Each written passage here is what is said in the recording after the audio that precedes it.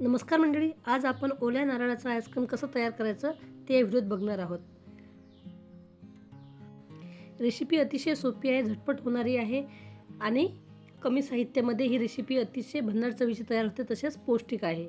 तर आपण 2 वाट्या खोवलेले नारळ घेतलेला आहे, 1 वाटी साखर, 2 मोठे चमचे दूध पावडर, 2 चमचे दूध, 1 ते 1.5 लिटर दुधाची मलाई।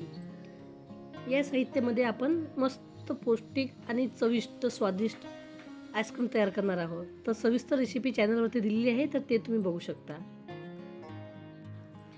उन्हाळा म्हटलं की आपल्याला काहीतरी थंडगार आणि गोड खावंसं वाटते। अशा वेळेस आपण महागडे आईस्क्रीम बाहेरचे विकत आणतो, त्यामध्ये पाम तेलाचा वापर केल्याने ते आपल्या आरोग्यासाठी हितकारक नाही। परंतु अशा प्रकारे जर आपण आईस्क्रीम बनवली तर ते कमी खर्चामध्ये आणि अतिशय पौष्टिक तयार होते। तर बघा, मस्त आईस्क्रीम तयार झालेली आहे।